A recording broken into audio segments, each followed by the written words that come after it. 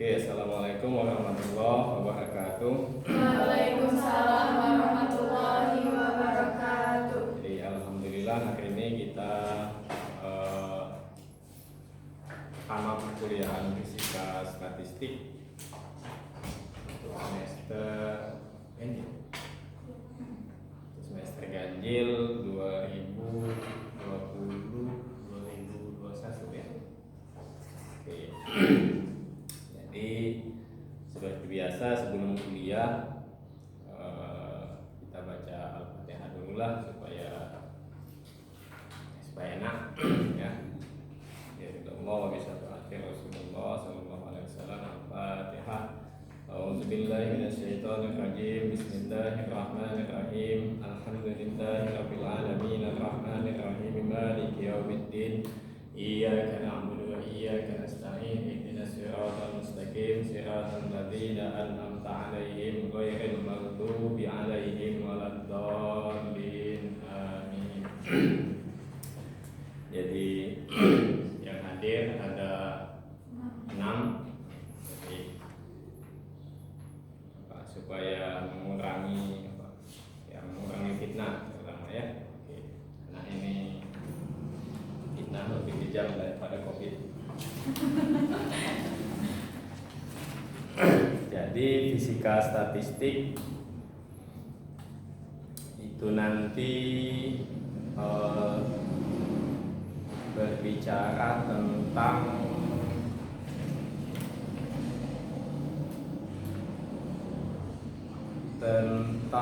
gas ideal atau partikel-partikel yang ada di alam semesta bisa, atau dalam sub yang lebih kecil juga bisa nanti. Akan tetapi kita tidak bisa menentukan secara pasti keadaan fisisnya.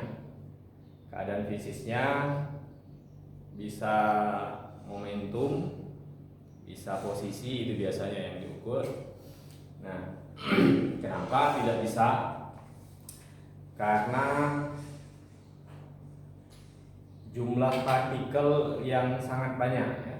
Jadi dalam 1 mol saja itu ada sekitar dalam rasio 10 pangkat 23 partikel. Jadi sangat banyak partikelnya, tidak mungkin untuk menghitung satu-satu. Mungkin saja untuk menghitung satu-satu, tapi nggak tahu kapan selesai. Ada 10 pangkat 23 partikel ya. 10 pangkat 23 orang saja, gimana menghitung 10 pangkat 23 orang. Apalagi ini partikel, orang itu kelihatan tapi partikel tidak kelihatan, gimana menghitungnya. Maka kita gunakan metode statistik untuk mengetahui sifat fisis dari partikel tersebut ya. Nah itu tujuannya nanti kita belajar fisika statistik. Nah karena keadaan partikelnya yang tidak menentu, maka kita gunakan statistik yang, kalau di statistik yang dipelajari apa sih? Pak Luman. Reza. Apa sih? Yang di statistik biasa. Kan sudah kan? Iya, yang dipelajari di statistik itu apa saja? Apa?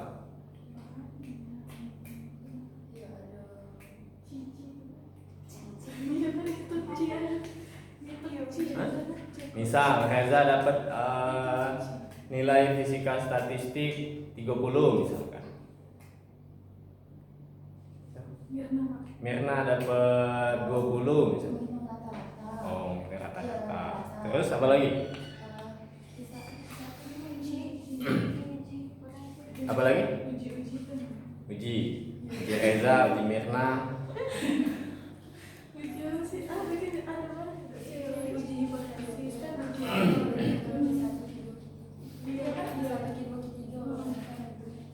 Itu statistik yang di awal-awal ya. Nah, statistik yang kita gunakan dalam fisika statistik itu lebih ke masalah probabilitas nanti ya. Probabilitas, kemungkinan kuliah statistik, fisika statistik dapat C, dapat D. Kan kemungkinan kan, supaya tahu supaya tahu kemungkinan itu benar atau salah, nah, harus diikuti dulu kan. Dapat C-nya apa tidak nih kan, dapat D-nya apa tidak nih kan. Nah, ya. Kalau enggak, kalau kemungkinannya dapat C, dapat D, sudah apa? Aku udah salah kuliah ya sudah, udah dapat D kan. Karena enggak kuliah kan. Nah, karena berbicara tentang probabilistik, maka yang awal-awal itu kita bahas tentang probabilistik ya. Nanti ada ruang sampel dan sebagainya yang di materi yang dibagikan semalam. Ini ada 6 bab. Harapannya selesai hari ini 6 bab.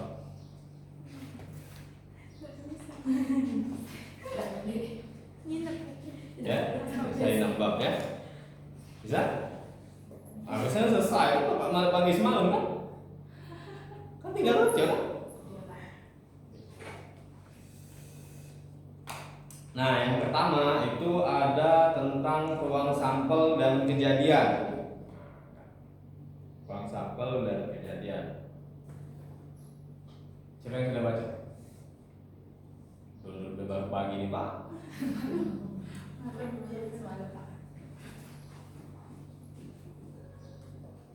Ruang sampel dan kejadian. Oke. Sederhananya ruang sampel itu yang seperti apa?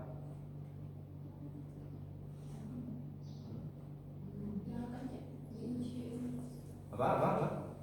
Kayak dari sampai kan uji ada berapa? Mirna. Apa?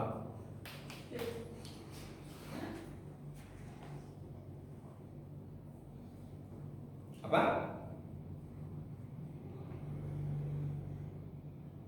Mirna, ini siapa nih? Musdalifah, itu? Novia, itu? Meli. Ayu. Ayo, ruang sampel adalah himpunan dari semua hasil yang mungkin muncul pada suatu percobaan disebut ruang sampel. maksudnya. Jadi kayak seandainya di sini dijelaskan bahwa kalau melempar sebuah uang maka ada gambar G atau muncul sisi gambar atau angka. Jadi gambar atau angka itu disebut ruang sampel. Kalau ini kelas ini mana ruang sampelnya, mana kejadian? Misal ruang ini, ruang kelas ini. Mana coba?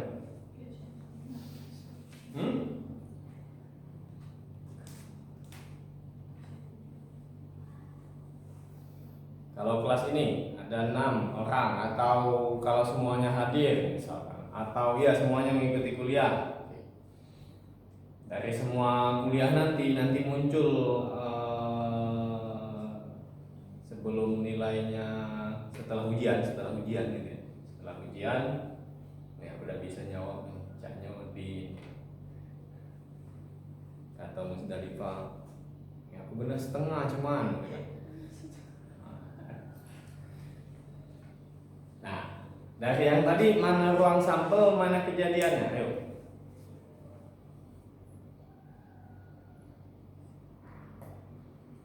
Ruang sampelnya tuh hasilnya apa?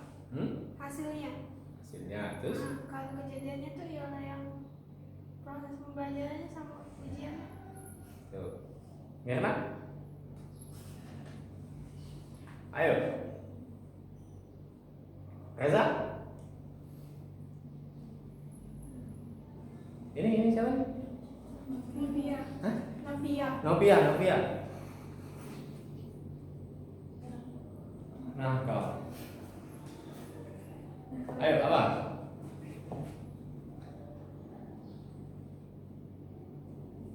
Ruang sampel itu,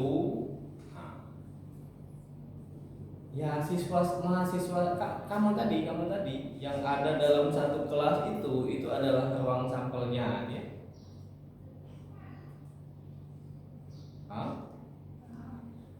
Nah, nilainya tadi, nah itu kejadiannya, atau kamu bisa disebut sebagai kejadiannya. Kemungkinan misal di kelas ini ada 7, ada 6, atau 7 ada 20 mahasiswa. Kemudian Bapak acak satu orang yang harus keluar misalkan ya. Nah, setiap satu orang tadi adalah kejadiannya. Nah, kumpulannya itu adalah ruang sampelnya. Makanya di contoh di awal tadi, kalau misalnya kita lempar koin, ada gambar, ada angka, nah itu adalah titik sampelnya ya. Kumpulan titik sampel tadi, uang dan angka tadi itu adalah ruang sampelnya. Bisa bayang? Ya. Atau ruang sampel itu bisa juga disebut sebagai semestanya. Kalau apa lagi? Kalau dalam lingkup fakultas sebagai apa? Ada fakultas, ada prodi. Oke, fakultas adalah ruang sampelnya, kemudian prodinya itu adalah kejadiannya, eventnya atau titik sampelnya, ya. Jadi diacak nanti misalkan prodi yang dapat indikator buruk mana, diacak gitu ya. Pakai koin. Kita tidak pakai koin kan, prodinya ada 10 ya. Nah, itu adalah titik sampelnya. Ruang sampelnya tadi adalah yang menghimpun titik sampel tadi. Bisa? Ya. Oke, kalau bisa kita lewat. Nah, kejadian juga sudah tadi, itu ya. Kejadian tadi adalah titik sampelnya. Nah, dalam statistik biasanya tadi misal yang tadi ya. Gak apa-apa kita main dadu ya di sini ya. Jadi misalnya ruang sampelnya itu adalah angka 1, 2, 3, 4, 5, 6 ya. Menulisnya kaidahnya harus seperti ini ya. Boleh tak pakai yang lain? Boleh, tapi kamu sendiri yang mengerti, nanti orang lain tidak tahu gitu kan. Itu kan boleh kan? Untuk sendiri gitu. Pak, aku tidak ada nak itu buat ruang sampel itu. Pokoknya aku nak buat titik-titik baik. Tidak apa-apa gitu kan. Ya. Ini adalah ruang sampelnya. Kemudian kejadiannya, nah, eventnya itu bisa kita tulis seperti ini. Ini satu misalkan. Ini misalnya kejadian kalau kita melempar 1 kali dadu munculnya angka 1 misalkan. Ya. Atau kejadian munculnya angka 2 atau angka 6 misalkan ya. Nah, ini kejadian event. Atau dari ruang sampel ini ada kejadian tunggal. Ini lihat hanya ada satu kemungkinan ya. Jadi kalau sudah muncul yang angka 1, angka 2 tidak muncul gitu. Ada? Ada Pak, kali nengoknya dari samping. 1 kali lempar dadu ada 5 yang muncul gitu. Bisa kan? 1 lihat dari atas, 1 dari belakang, 1 dari depan, samping, 5 kan? Ya, kata yang dari atas. Oh, 1 satu, yang lain enggak dua, ya bisa. Akhirnya nggak ada yang menang, kita dulu ya kalau semua. Oke, ini adalah kejadian tunggal ya, karena hanya ada satu titik sampel yang muncul ya. Kemudian misal kita punya dua buah dadu, eventnya misalnya adalah seperti ini, 1, 2. Ini kejadian majemuk atau ya, kejadian majemuk tidak tunggal saja. Jadi misalnya ini dahi dadu pertama, ini ada dahi dadu yang kedua. Oke? Bisa? Paham? Gampang kan? SMA sudah rasanya ini? Sudah belum? Sudah belum? SMA? Sudah kan? Sudah kan? Iya. Oke, ada masalah ini? Enggak ya? Jadi paham yang mana ruang sampel, yang mana kejadian tunggal, kemudian ini adalah kejadian majemuk, atau misal kita lempar dua buah koin. Kalau dua buah koin, ruang sampelnya apa saja?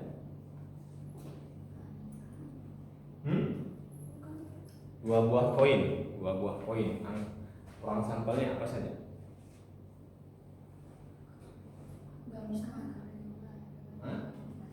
Ruang sampel itu semua kemungkinan yang akan muncul, itu kan? Nah, oke, jadi apa saja?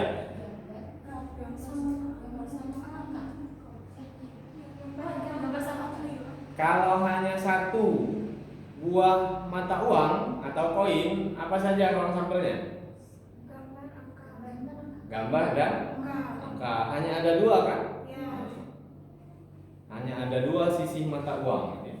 Tidak ada sisi yang ketiga ya. Nah, kalau dua, coba sebutkan apa saja kemungkinan yang muncul. Coba. Angka, gambar, angka. Nah, udah itu ya? Oke, sudah bisa catat sini ya. Jadi angka dan angka, atau angka dan gambar, atau gambar dan angka, atau gambar dan gambar. Yang ini sama nggak? Sama. Agi dengan GA sama kan? Sama. Ayo, sama nggak ini? Beda. Kenapa beda? Kalau yang AG kan angka 2 yang keluar pada gambar. Kalau yang GA Satu koin atau dua koin? kan 2 kan, iya 2 poin. Iya, bareng. Nah, dilempar bareng. Ada tahu yang mana yang satu yang mana yang dua? Sama beda. Misal ditandain lah, yang satu warnanya merah, yang satu warnanya biru. Oke. Hah? Beda. Beda ini? Tidak sama? Sama kan koinnya beda. Koin satu itu keluarnya angka, koin duanya keluar gambar. Kalau yang ini? Koin satu keluarnya gambar, koin duanya keluar angka. Oh itu ya. Bisa? Itu ya? Itu maksudnya. Jadi ini tidak sama. Ini adalah koin yang pertama. Ya, anggap saja yang pertama ini susunan yang pertama itu adalah koin yang pertama ya. Jadi koin pertama muncul angka, koin kedua muncul angka juga. Kemungkinan yang pertama. Kemungkinan yang kedua, koin pertama muncul angka, koin kedua itu juga muncul gambar. Oke, ini yang ketiga, kemungkinan yang ketiga, koin pertama muncul gambar, koin yang kedua itu muncul angka. Nah, ini adalah gambar-gambar, ya. Kalau 3 mata uang, bisa nggak buat? 3 tiga buah koin. Nah, yang dilempar secara bersamaan ini ya, sekali ya, 2 kali muncul lagi ya yang lain. Oke, yang ini dulu, yang sekali lempar dilempar secara bersamaan gimana? Kalau 3 buah koin, ada berapa titik sampel coba?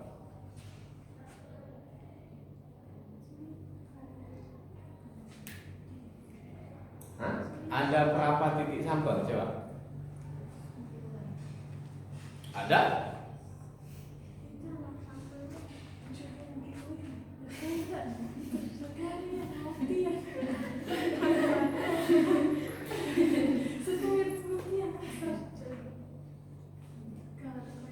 Muncul gambar terus ya namanya. Ayo kan? Ada 3 buah. Lihat, kalau 1 buah koin tadi kemungkinannya hanya ada ini 1 ya, mana? 1 koin. 1 koin kemungkinannya itu hanya ada angka dan gambar. Ini ya. Kalau 2 koin munculnya adalah angka-angka, angka gambar, gambar angka dan gambar-gambar. Kalau 3 koin, kalau 1 jadinya 2, kalau 2 jadinya 4, kalau 3 ada berapa? Hah? 9? Gimana hitungnya? Kenapa jadi 9?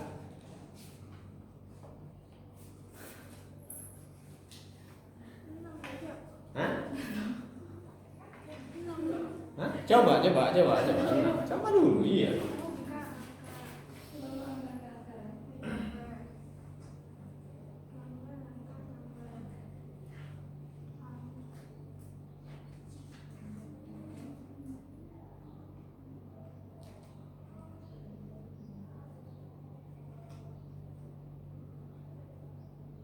Nah, cara hitungnya.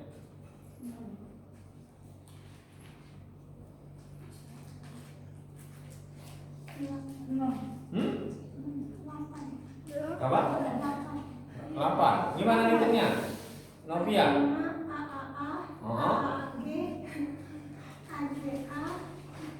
Sebentar, Pak tulis. Jadi ruang sampelnya adalah angka, lalu Angka-angka gambar. Angka gambar angka. Angka, gambar angka. Angka gambar-gambar. Angka, gambar-gambar. Gambar angka-angka. Terus apa lagi? Gambar-gambar angka. Apa lagi? Gambar-gambar. Gambar-gambar. Ini 8. 7 baru ini.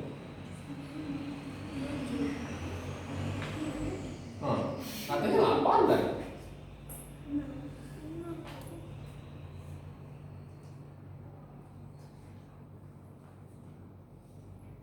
Tujuh atau 8?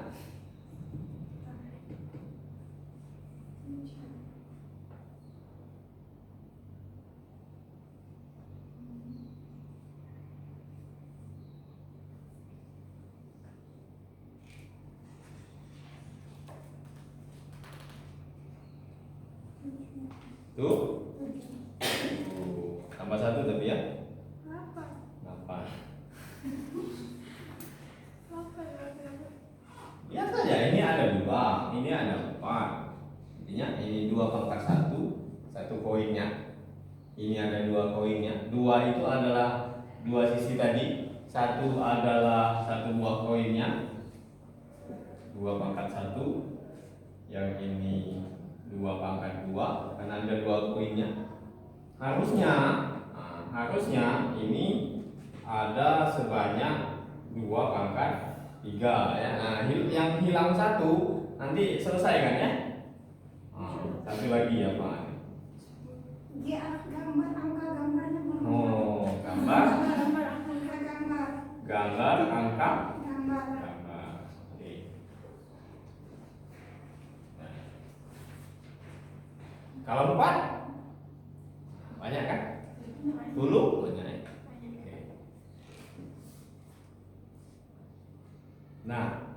Itulah kenapa kita gunakan probabilistik, kemungkinan yang muncul. Misal berapa persen kemungkinan yang muncul, semuanya adalah angka, gitu kan?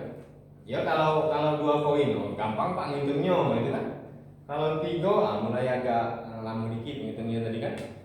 Kalau 4, kalau 5 dan seterusnya. Bagaimana dengan apa partikel yang sebanyak dalam rasio 10 pangkat 23 tadi, ya kan?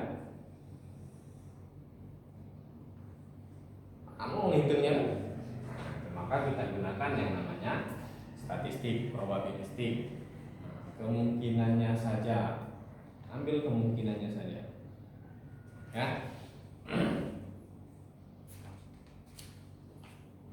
Oke, ada masalah? Enggak ya? Oke, selesai yang di materi itu bab 1. Selesai kan itu kan? Oke. Nah, supaya paham ada banyak latihannya kan? Silakan dikerjakan latihannya supaya paham ya. Kalau mau paham, kalau nggak mau paham nggak apa-apa. Kemungkinan dikumpul 50% lah. Kemungkinan masuk UAS 50%. Jadi kamu mau sehingga kamu sekarang menentukan kemungkinan saya mengerjakan tinggal kemungkinan saya mengerjakan tugas, tinggal mau pilih yang mana kan? Kalau misalnya tidak mengerjakan terus soal UTS-nya tidak dari sana, tugasnya tidak dikumpul, alhamdulillah kan? Tapi tetap tidak paham kan? Berarti latihannya latihan 1.1 itu Pak ya? Ya, nanti ada lagi. Jadi baru nyatetnya ini. Ya itulah takdir mahasiswa. Ya? Itu takdir mahasiswa. Kalau takdir dosen ya ngajar seperti ini. Kalau nggak mau belajar ya jadi dosen gitu ya. Jangan jadi mahasiswa ya. Iya kan nanti itu kan. Artinya nikmati saja apa peran kita sekarang. Kan ya. Kalau perannya sebagai mahasiswa sekarang, ya nikmati saja perannya sebagai mahasiswa. Ya, nggak usah pengen ganti peran dulu jadi dosen, gitu kan? Karena belum lulus kuliah atau pengen jadi guru, privat apalah, privat. Gitu kan? Tapi kalau lama di SMA belum diterima kan belum ada ijazah. Jangan diganti peran dulu sebagai mahasiswa. Nikmati dulu perannya sebagai mahasiswa. Itu saja. Oke, lanjut ke bagian C. Ada kejadian yang saling terikat dan ada kejadian yang saling lepas, ya. Nah, yang seperti ini tadi, yang 1, 2, 3 atau 6. Nah, ini adalah contoh kejadian yang saling lepas. Jadi, kalau sudah muncul 1, tidak mungkin tadi munculnya 2 gitu ya. Tapi jangan juga alibi tadi ada Pak, itu kan dia dari kiri, kanan, depan gitu. Enggak ya, maksudnya cuma 1 saja gitu ya. Maka bandar tadi gitu ya. Aku nak muncul, aku 2 nak dari depan gitu. Nggak usah bandar dadu, main apa main yang pakai itu ular tangga, ular tangga muncul 1 gitu. Ngam, kan taman. Kalau enam kurang lebih.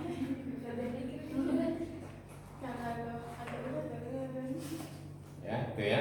Nah, itu jadi kejadian yang saling lepas. Terus ada operasi kejadian, artinya ada hubungan antara satu kejadian dengan kejadian yang lain. Ya, contoh misalnya ada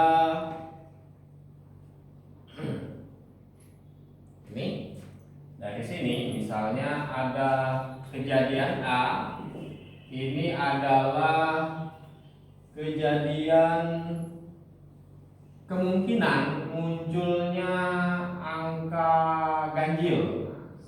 Angka ganjil 1, 2, 1, 3. 1, 3, 5. Kemudian B ini misalnya apa yang tulis nanti? Oke, bilangan prima. Bilangan prima tuh apa? Yang hanya bisa dibagi oleh dirinya sendiri. Satu dan Gitu ya. Benar nggak kalau ini adalah apa tadi? Kemungkinan munculnya bilangan ganjil ya. Bilangan ganjil. Lalu ini kemungkinan munculnya bilangan prima. Prima, ingat saja prima berarti apa kata lain prima? Stamina yang prima. Maksudnya supaya apa? Nyambung langsung gitu loh. Nah, jangan apa sih maksudnya prima gitu kan. Ya biasa prima. Nah, kata Reza tadi adalah bilangan yang bisa dibagi satu dan dirinya sendiri. Jadi hanya dirinya sendiri yang bisa membagi dia, kan itu kan? Hanya dirinya sendiri yang bisa menasehati dia. Ya kan? Jadi sebenarnya yang bisa menasehati kita itu hanya kita sendiri. Jadi prima semua kan orang kan? Ya. Yang bisa menasehati kita itu adalah kita sendiri. Orang lain itu adalah cermin untuk kita. Lapas dulu.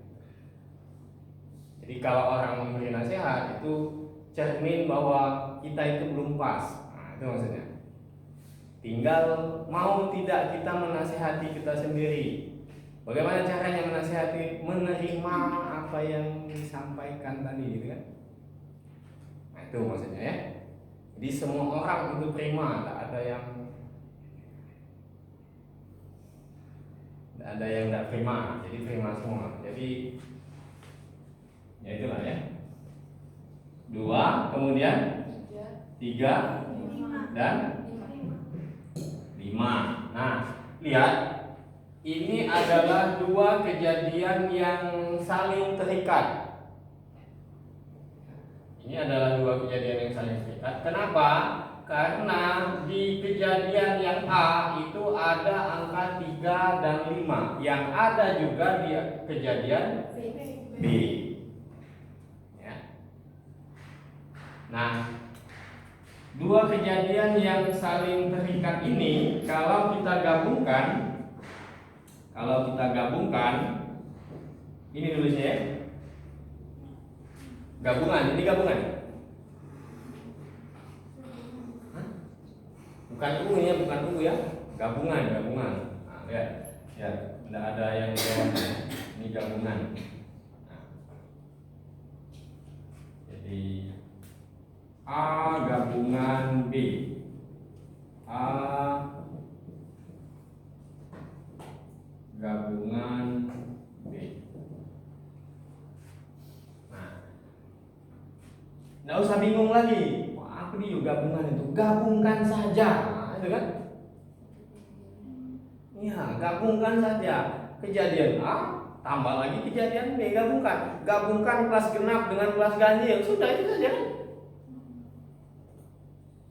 Nah, gabungkan saja ini. A kejadian A-nya adalah 135.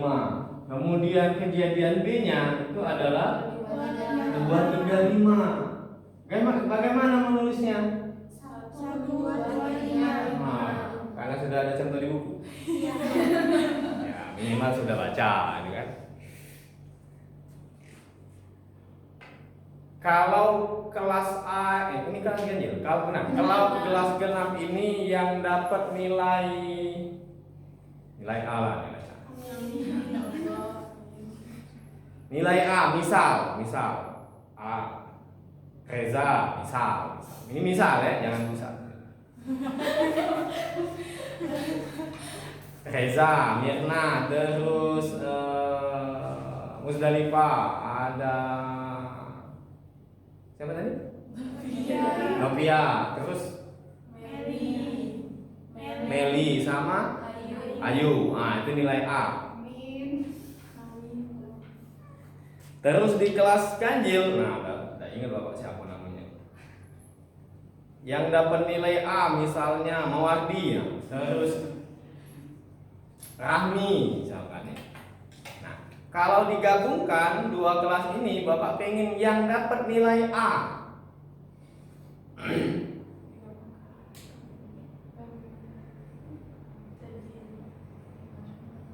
Yang dapat nilai A, ya kelas ini tadi yang disebutkan tadi, nah ulangilah sendiri nanti sama yang satu tadi ya. Atau, nah yang kuliah dengan Bapak itu fisika statistik sama Fisma 3. Oke. Fisika statistik sama Fisma 3. Di fisika statistik yang 6 ini yang dapat nilai B misalkan Reza, kemudian apa jadi B Pak? Reza, Mirna sama Musdalifah. Kemudian di kelas yang Bismat, Reza dan Musdalifah itu dapat nilai B. Nah, siapa yang mendapat nilai B yang kuliah dengan Bapak di kelas ini? Jadi ada Reza dan Mirna, ada Melo ini. Nah, itu gabungan. Paham? Bisa nggak? Oke, nanti sebutkan contohnya ya. Jadi gabungannya itu adalah 1, 2, 3, 5. 1, 2, 3, 5.